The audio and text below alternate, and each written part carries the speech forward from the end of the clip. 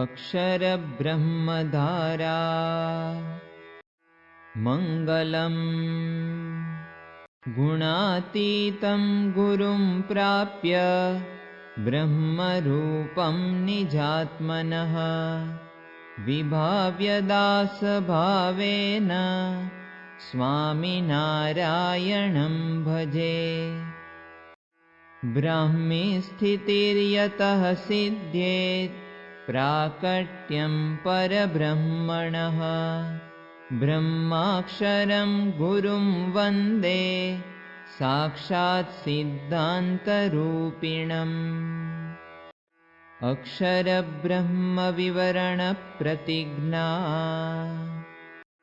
स्वामिनारायणेत्यत्र स्वामिशब्देन बोधितम् ब्रह्माक्षरं परेशान्य सर्वाधिपत्वहेतुना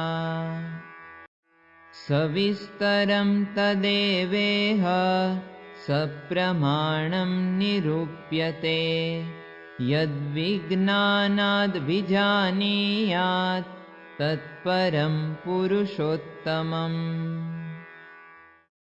परब्रह्मणाक्षरब्रह्मोद्घोषः वेदवेदान्तशास्त्रेषु प्रच्छन्नं गूढमक्षरम् प्रथममुज्जुघोषात्र स्वामिनारायणो भुवि स्वयमक्षरब्रह्मणाक्षरब्रह्मोद्घोषः स्वीयोपदेशवार्तासु गुणातीतेन ब्रह्मणा स्वरूपं स्वयमेवोक्तं तस्माद् ब्रह्म प्रमाणितम्। ब्रह्मज्ञानस्यावश्यकता परोपासनसिद्ध्यर्थं ब्रह्मभावाप्तये तथा निर्विघ्नभक्तिसम्पत्यै ब्रह्मज्ञानमपेक्षितम्। अक्षरब्रह्मेति शब्दयोः व्युत्पत्तिलभ्योऽर्थः अष्टातोर्व्यापनार्थाद्धि नैपूर्वाक्षरतेस्तथा व्युत्पन्नोऽक्षरशब्दोऽयं ब्रह्मण्येव प्रयुज्यते सर्वजीवेश्वरेभ्यश्च मायातन्मुक्ततस्तथा बृहत्वाद् ब्रह्मेत्यक्षरमुच्यते तत्परः परमात्मास्ति परब्रह्मेति शब्दितः शब्दसमयमाश्रित्य मुख्यार्थ उपवर्णितः। शास्त्रेषु अक्षरब्रह्मेति शब्दयोः उपादानम् क्वचित् ब्रह्माक्षरं क्वापि क्वचित् तदुभयं सह वेदैश्च वैदिकैश्चैव श्रावितं स्मारितं भृशम्। अक्षरब्रह्मलक्षणम् परस्माद्ब्रह्मणो भिन्नं तदेकाधीनतायुतं नित्यमेकं गुणातीतं मायाधिपं च चेतनम्। श्रेयोऽनन्तगुणैर्युक्तं मायादोषविवर्जितं बृहत्वात् सगुणं प्रोक्तं सूक्ष्मत्वान्निर्गुणं तथा उपादानं निमित्तं च तद्विसर्जनकारणम् आधारो व्यापकं सृष्टेर् अन्तर्यामि नियामकम्। मुण्डके अक्षरं न पुरुषविशेषणमिति प्रतिपादनम्। अक्षरं न परं ब्रह्म पराययेत्युपक्रमे। अक्षरं पुरुषं यत्र न पुरुषविशेषणम्। तत्रैव श्रवणादग्रे यक्षरात् परतः परः। अतोऽक्षरं तु ब्रह्मैव तत्परः पुरुषोत्तमः। प्रश्नोपनिषदुक्तब्रह्मशब्दविमर्शः। परापरेति भेदोक्तेर्ज्ञायेते ब्रह्मणि युभे। विभातः पञ्चमे प्रश्ने यक्षरपुरुषोत्तमौ।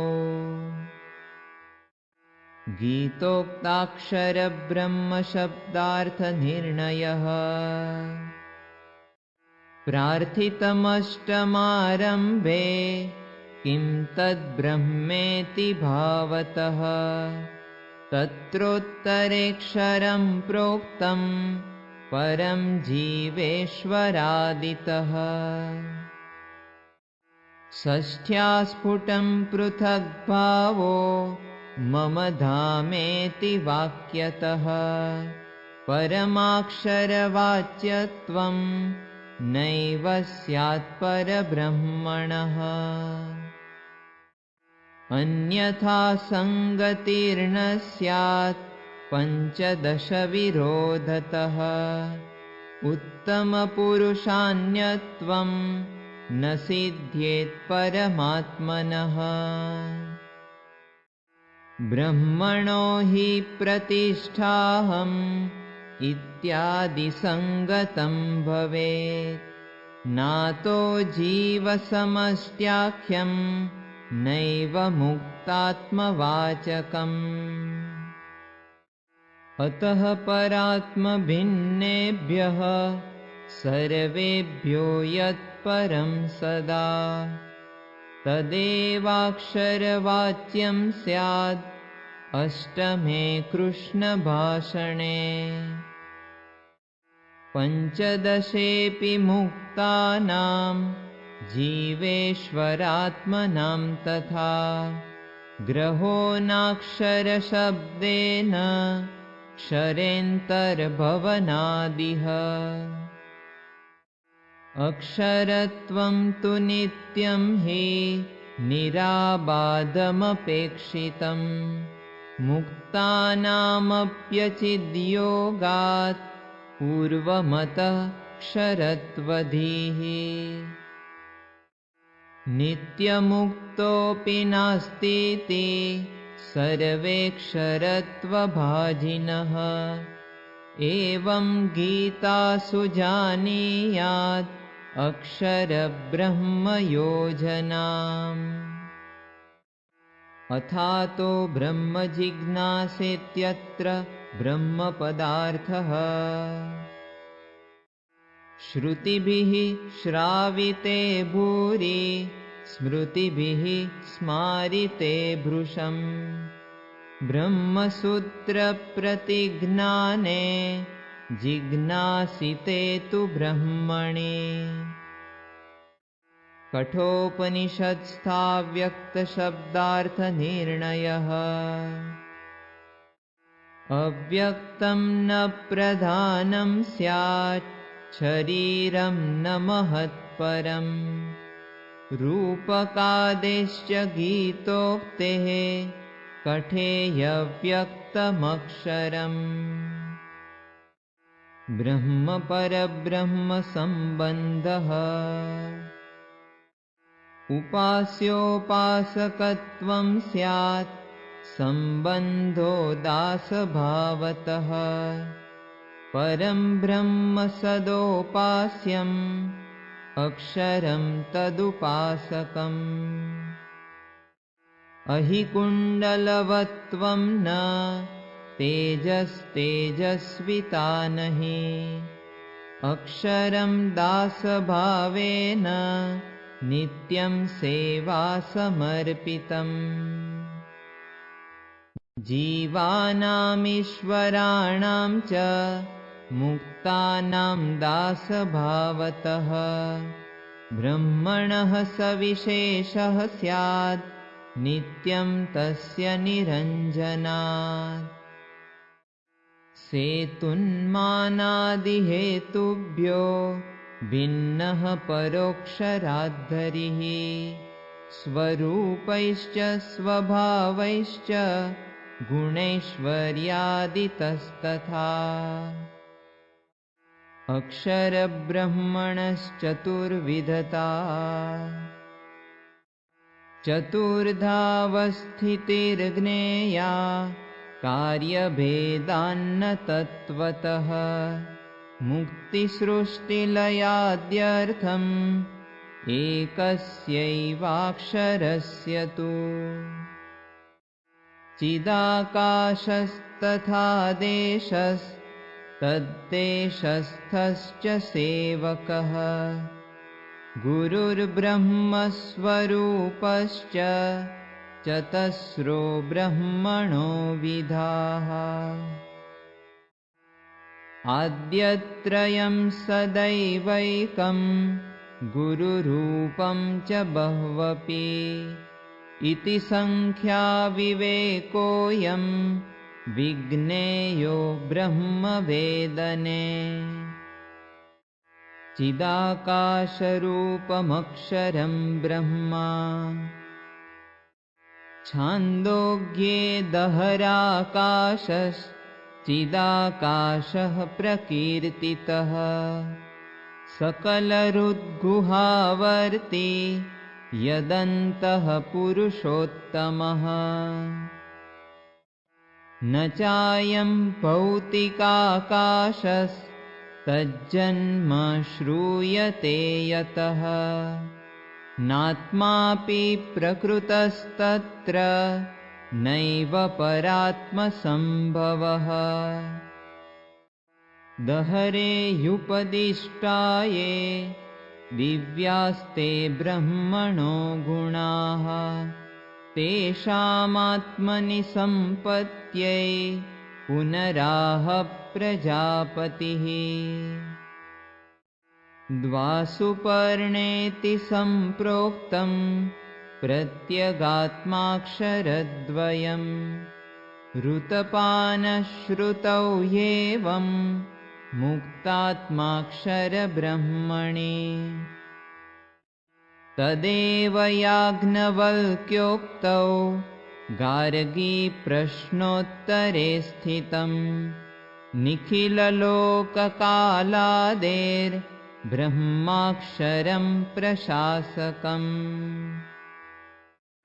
चेतनप्रकृतेर्देहो मुक्तस्योक्तो वचोऽमृते सर्वचेतयितृत्वं च ब्रह्मातः प्रकृतिः परा दिव्यधामरूपमक्षरं ब्रह्मा ब्रह्मेशः सहजानन्दः स्वयं ब्रह्माक्षरं तथा मुक्ताश्च यत्र तिष्ठन्ति यक्षरधाम कीर्तितम् कालातीतं गुणातीतं प्रकाशवदमायिकम् ब्रह्मभूतैकलभ्यं तद् अनुपममनुत्तमम् लोको धाम परं व्योम सद्म च निलयः पदम् शब्दैस्तु विविधैः प्रोक्तम् अक्षरं ब्रह्म विश्रुतैः विदेहमुक्त्यवस्थायाम् अर्चिरादिपथेन तत् लभन्ते भक्तिमन्तश्च तद्धामानुग्रहाद्धरेः। अष्टमे पदधामभ्यां पञ्चदशे तथैव च स्थानविशेषमेवोक्तम् उपक्रमादिलिङ्गतः। प्रोक्तं यन्मम धामेति विष्णोस्तत्परमं पदम्, तस्मादनेन वाक्येन श्रुत्यर्थ उपबृंहितः। मनुष्याकारतस्तद्धि साकृतिकं भवेत् सदा, तस्य चतुर्षु पार्श्वेषु नैकब्रह्माण्डसंस्थितिः। विदेहमुक्त्यवस्था तु ज्ञानस्थितिर्न केवला, भवेदुपस्थितिर्धाम्नि मुक्तात्मनो ध्रुवं तदा। सर्वज्ञं सच्चिदानन्दं निष्पापमिति चेतनं, जडेन ज्ञानपापादि तस्मान्नाचेतनं पदम्। नास्त्यपरः परो लोको यस्माद्यक्षरधामतः, यतो विराजते नित्यम् अत्र पराक्षरात् परः। सकलेष्वपि वेदेषु यतिभिर्ऋषिभिस्तथा, चर्यां ब्रह्मणि वाञ्छद्भिरक्षरधाम कीर्तितम्। धामस्थसेवकरूपमक्षरं ब्रह्मा, सहजानन्दसेवायां धाम्नि यद्राजते सदा, साकृतिचेतनं ह्येकं सर्वाङ्गदिव्यविग्रहम्। ईशेऽसौ पुरुषः प्रोक्तम् अत्रैतदिति मुण्डके, परमव्योमशब्देन तैत्तिरीये प्रकीर्तितम्। सिसृक्षुः सहजानन्दः प्रथमतस्तदीक्षते, तदपि मुक्तवृन्दं च ह्येवं तत्सृष्टिकारणम्। गुरुरूपमक्षरं ब्रह्मा, चिदाकाशममूर्तत्वात् सूक्ष्मत्वात् प्राप्नुयात् कथम्, धामापि तमसः पारं सुदूरं सुलभं नहि। धाम्नि सेवकरूपं यत् तदपीह सुदुर्लभम्, अतो मनुष्यरूपेण सुलभमक्षरं नृणाम्। सुकरो येन तत्सङ्गः साधारणैर्जनैरपि, सारल्यं ब्रह्मणो मार्ग आनन्दो दर्शनादिके। नश्यति सर्वतो दुःखं संसारश्च निवर्तते, प्राप्तिर्हि परमेशस्य सर्वं सुखं सुखं सदा। गुरुरक्षरब्रह्मैव दिव्यो दिव्यतनोर्धरः, नारायणस्वरूपं च सम्प्रदायाभिरक्षकः।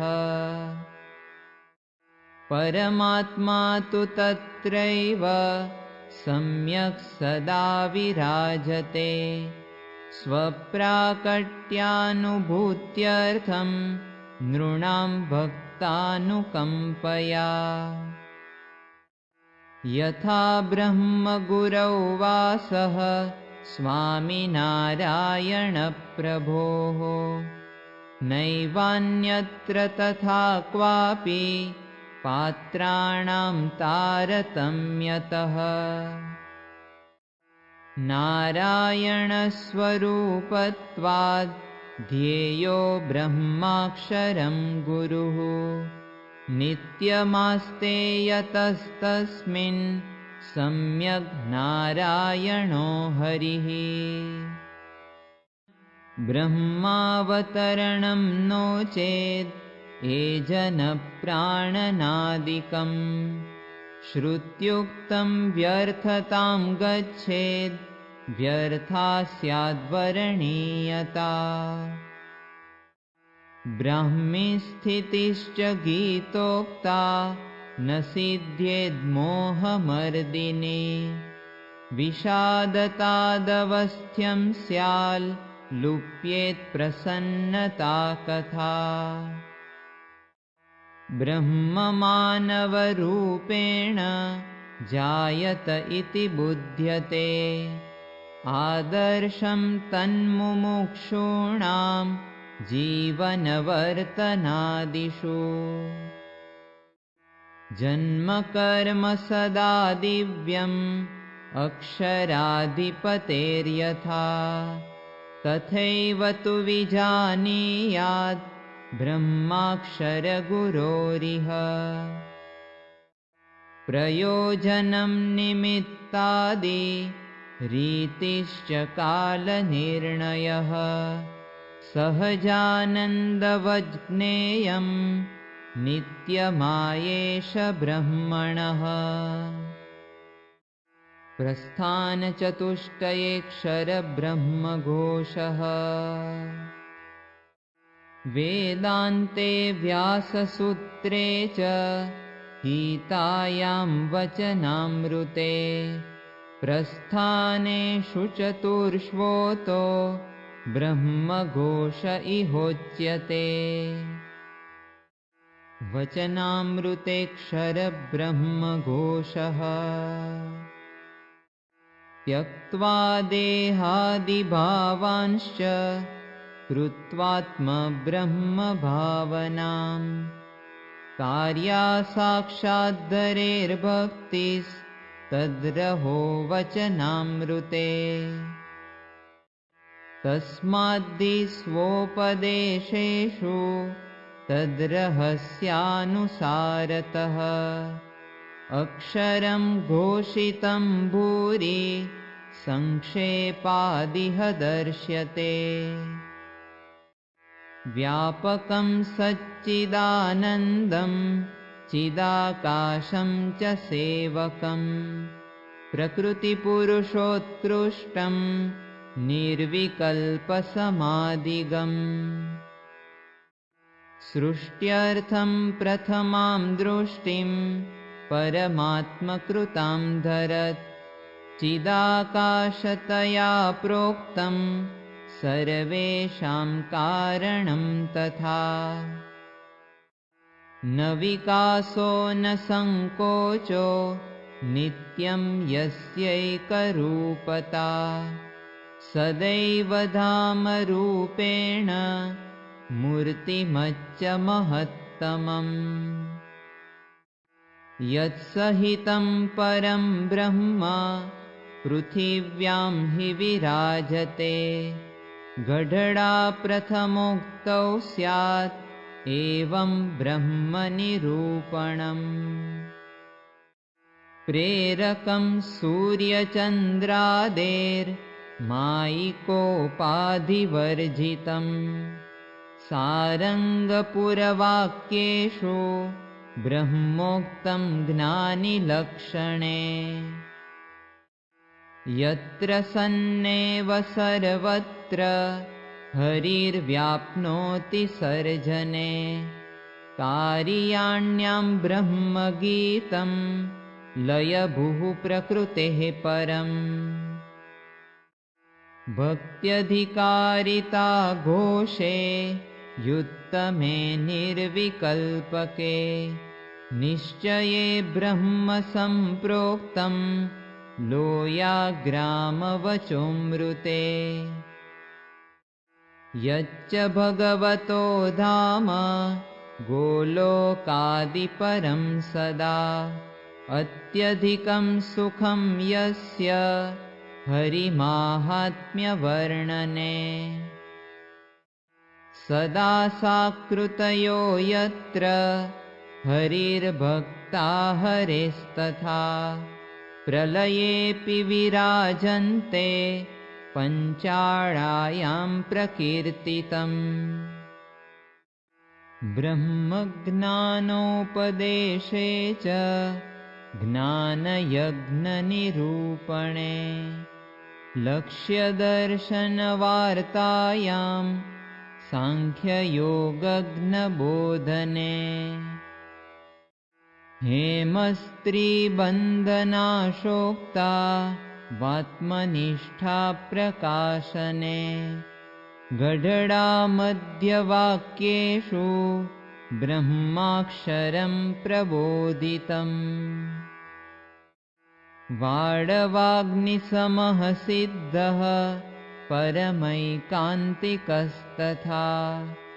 हरिरिवैव सेव्यो हि यत्प्रीतिर्दर्शयेत्परम् सत्पुरुषस्तथा यत्र विषयाणां सुखं भवेत् नरकस्येव तद्धाम वरतालोक्तिदर्शितम् व्याख्यायां श्रेष्ठभक्तस्य गीतोक्तज्ञानिलक्षणे अमदावादवाक्येषु ब्रह्मबोधः प्रकाश्यते सर्वार्थसिद्ध्युपाये हि दयाप्रीतिनिरूपणे शास्त्रसिद्धान्तसारे च पञ्चभेदप्रबोधने भगवत्तुल्यसेव्यं च यत्र सतोऽन्वयो हरेः ब्रह्मपरनियम्यं यद् गढडान्त्योक्तिबोधितम् भगवन्निश्चयोक्तिषु यसाधारणलक्षणे प्रजापत्यादिदोषोक्ता ववशिष्टे वचोऽमृते प्रकरणेष्वनुस्यूतं सर्वत्र वचनामृते सस्मारसहजानन्द इत्थं ब्रह्माक्षरं मुहुः उपनिषत्स्वक्षरब्रह्मघोषः अक्षरं विविधैरूपैः स्वभावैश्च गुणादिभिः यथोपनिषदि प्रोक्तं तथोच्यते प्रधानतः एजनं नैजनं हीशे दूरं यच्चान्तिके सदा पर्यायो ब्रह्मलोकस्य केने स्वर्गः प्रयोजितः सर्वैरामननं वेदैरालम्बनं परं तथा सेतुः पदं परं विष्णोर्व्यक्तमव्यक्तसंज्ञया सूर्यचन्द्राद्यभासित्वं सर्वेषां भासनं यतः एवं ब्रह्मप्रकाशोऽयं कठे कण्ठरवायितः विरजो ब्रह्मलोकादि परममक्षरं स्फुटम् ओंकारबोधितं ब्रह्म प्रश्ने जीवघनात् परम् परयाधिगमो यस्य गुरुरूपाक्षरं सदा एजत्प्राणदिति श्रुत्वा मनुष्याकारनिश्चयः धनुर्लक्ष्यामृतं सेतुः सूर्याद्यभासि पूर्ववत् पुरः पश्चादध ऊर्ध्वं चिदाकाशस्य वर्णनम्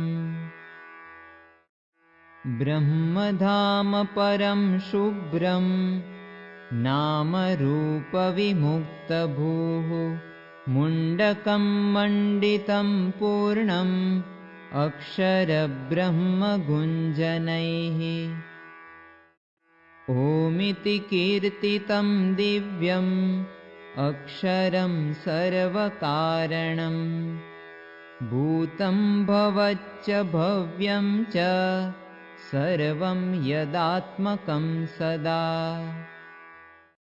त्र्यवस्थितरणायैव ब्रह्मैक्यभरणाय च परात्मनि प्रवेशाय माण्डूक्ये ब्रह्मचिन्तनम् ब्रह्मविदः परप्राप्तिः सत्यज्ञानादिलक्षणम् विपश्चिद्धाम्नि सेवास्थं तैत्तिरीये च घोषितम् ऐतरेयस्य मन्त्रेषु ब्रह्मणः स्थानरूपता सप्रज्ञमुक्तधामत्वं स्वर्गादिशब्दवर्णितम् ओंकाराक्षरमुद्गीतं ब्रह्मधामाभयामृतम् ब्रह्मगमयतीत्युक्तं पथार्चिरादिना भृशम् सच्छब्दवाच्यता षष्ठे तच्छब्दवाच्यता पुनः सप्तमे भूमविद्यायां ब्रह्मदृष्टिश्च गीयते आकाशो दहरोऽन्तस्थो यदन्तः पुरुषोत्तमः सत्यं ब्रह्मपुरं यस्मिन् कामाः सर्वे समाहिताः कृतात्मनाभिसम्पाद्यः पुनरावर्तनं न हि ब्रह्मलोको हि छान्दोग्ये छन्दोभिर्विनिरूपितः प्रजापत्यादिलोकाय ओताः प्रोताश्च धामनि आनन्दो ब्रह्मलोकस्य सर्वलोकातिगः परः इहैव ब्रह्मभावाप्तिरत्र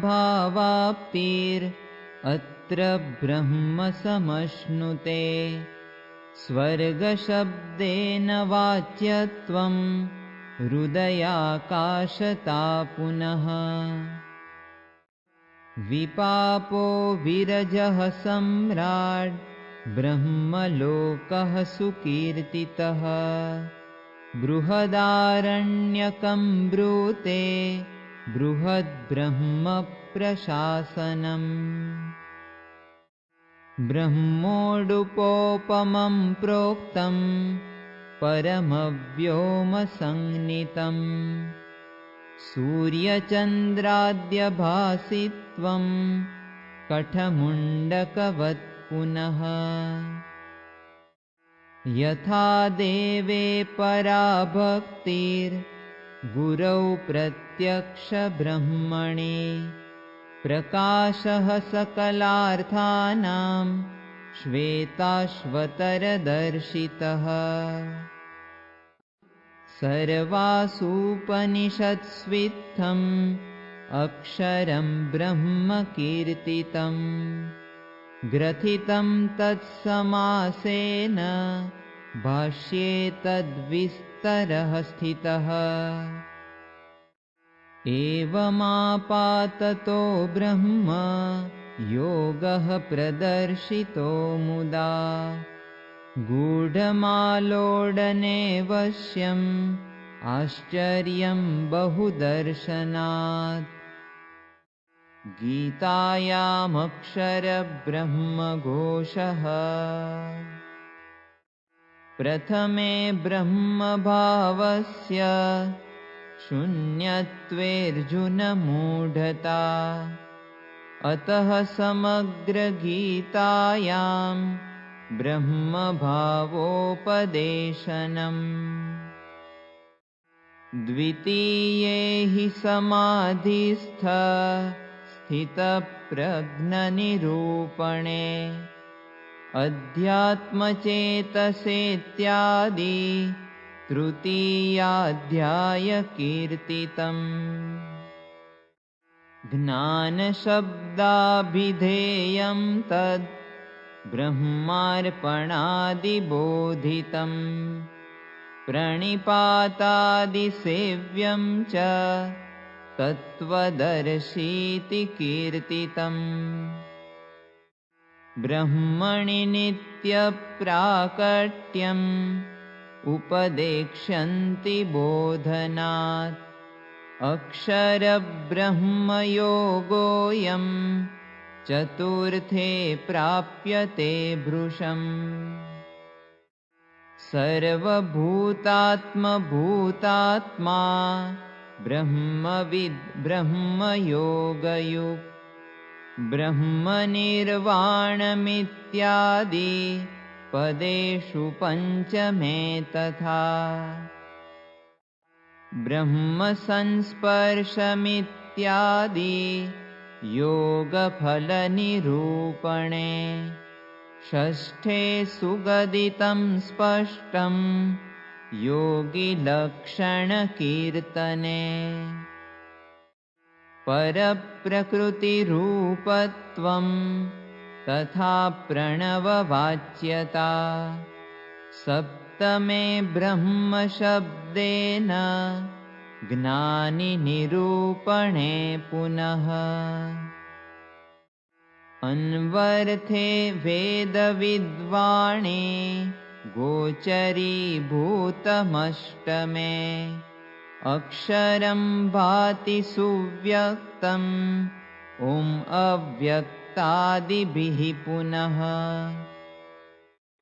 नवमे ज्ञानयज्ञेन राजविद्याप्रबोधने। परमप्राप्त्युपायेऽपि दशमे बुद्धियोगतः। आत्मभावस्थशब्देन प्राकट्यमपि कीर्तितम्। एकादशेऽक्षरं प्रोक्तं विश्वस्वरूपदर्शने। परोपासनमात्रस्य श्रेष्ठत्वस्थापनाय च अव्यक्तमहिमा प्रोक्तो द्वादशे भक्तलक्षणम्। अनादिमत्परेत्यादि लक्षणैर्लक्षितस्य च त्रयोदशे कृतं क्लृप्तं चिदाकाशस्य रूपणम्। साधर्म्ये परमेशस्य ज्ञानोपाश्रयपूर्वके गुणातीतनिरुक्तौ च ब्रह्मस्मृतिश्चतुर्दशे। परितो मार्गणीयत्वं निर्मानमोहलभ्यता। अभासमानतार्काद्यैर्यदनावृत्तिशीलता। धाम्नो भगवतः प्रोक्ता स्पष्टं पञ्चदशे स्थितिः। क्षरातीताक्षरं ब्रह्म यन्ते कूटस्थता पुनः।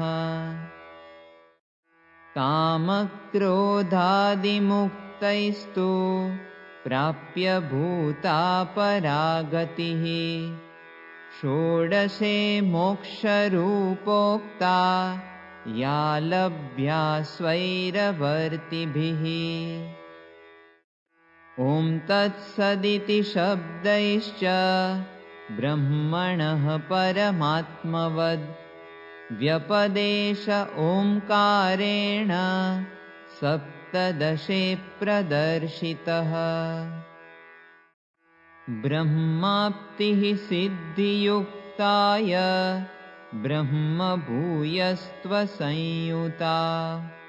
भजने ब्रह्मभूतत्वम् अनिवार्यं प्रकीर्तितम्। सर्वाध्यायोपसंहारो यष्टाधिके दशे पुनः। ब्रह्मभावे कृतस्तस्माद् ब्रह्मभावाग्रहो भृशम्। ब्रह्माक्षरमनुस्यूतम् उक्तं संग्रहरूपतः। संगतिर्विस्तरो युक्तिस्तद्भाष्ये परिदृश्यताम्। ब्रह्मसूत्रेऽक्षरब्रह्मघोषः जिज्ञास्यं कारणं शास्त्राद् विद्यते यत्समन्वयः। परेण सह ब्रह्मोक्तिश्चतुःसूत्र्यां प्रकाशते। सच्छब्दवाच्यता सिद्धिरशब्दखण्डने पुनः। सर्वगतत्वमीशे यत् तत्सर्वत्रेति साधितम्। गुहामित्यादिना चैव सुखर्तपानकर्तृता। अदृश्यत्वादिभिर्लिङ्गैरक्षरप्रतिपादनम्। द्युह्वादिति पुनश्चैव मुण्डकोक्तिसमन्वयः। भूमादिकरणे गूढम् अक्षरे दहरे स्फुटम्। लिङ्गैरर्थान्तरत्वाद्यैर्निर्वोढृत्वं प्रकीर्तितम्। आकाशपदवाच्यस्य ब्रह्मणः प्रतिपादितम्। अव्यक्तशब्दवाच्यत्वम् आनुमानिकखण्डने। आकाशकारणत्वं च निर्बीजसाङ्ख्यखण्डने। ब्रह्मद्वयात्मकत्वस्य प्रकृतौ तु प्रसाधने। अनवकाशदोषाख्यप्रसङ्गापत्तिवारणे। कार्यकारणभावस्य वैलक्षण्येऽपि बोधने। भोक्त्रापत्तिनिरासे च कार्यानन्यत्वसाधने। अधिकमिति भेदस्य निर्देशोऽस्ति स्वरूपतः। क्षीरवद्धीति सिद्धा स्यात् कारणस्य विशेषता। कृत्स्नप्रसक्तिरूपाणां दोषाणां वारणं भवेत्। श्रुतेस्तु शब्दमूलत्वाद् इत्याद्यसूत्रयन्मुनिः। सर्वकरणयुक्तत्वं सर्वोपेतेति साधितम्। प्रतिज्ञाहानिरित्यादौ तेजोऽधिकरणे तथा। परतन्त्राधिकारे च परात्तु तच्छ्रुतेरिति।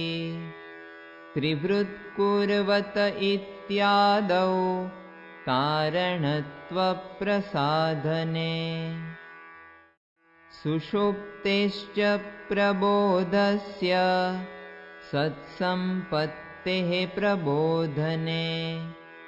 पूर्ववद्वेति संसर्ग बोधेऽक्षरपरात्मनोः। परमात्मपरत्वोक्तौ पराधिकरणे पुनः। सकलैरपि वेदान्तैः प्रत्ययस्य प्रसाधने। आनन्दाद्युपसंहारे ह्यात्मगृहीति बोधने। सम्बन्धस्य विशेषत्वे विद्यायां पुरुषस्य च। साम्परायाधिकारे च गतिनियमवर्णने। अक्षरध्यधिकारे तद् अन्तराधिकृतौ तथा। व्यतिहारे विधातव्ये निर्धाराभावबोधने। तद्भावभावितोक्तौ च प्रतिवेदं च संस्मृतौ।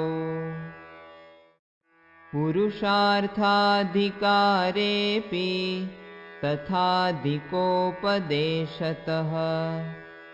ऐहिकाधिकृतौ मुक्तौ मुक्तिफलप्रबोधने। आवृत्तेरसकृद्बोधे तथात्मेतीति चिन्तने। ब्रह्मदृष्टिविधौ चैव परसम्पत्तिसाधने। तदोकोग्रेति सूत्रेण भक्तोत्क्रान्तेर्निरूपणे। अर्चिरादितया शास्त्रे प्रथिताया गतेस्तथा। मुक्तैश्वर्यगुणादेश्च विग्रहादेः प्रकाशने। प्रसङ्गे मुक्तभोगानाम् अनावृत्तिप्रसाधने। जिज्ञासासूत्रमारभ्य ब्रह्मविद्यानिरूपके। सकले सूत्रशास्त्रे तु ब्रह्मघोषो मुहुर्मुहुः। इदं संक्षिप्य सम्प्रोक्तं सूत्रशैल्यामिताक्षरैः। विस्तरोऽस्य तु तद्भाष्याद् अधिगम्यो बुधैर्मुदा। तादृगुपनिषन्नास्ति गीताध्यायो न विद्यते। अध्यायो ब्रह्मसूत्रे च प्रकरणं वचोऽमृते। ब्रह्माक्षरस्य दिव्यस्य यद्धि योगं विना भवेत्।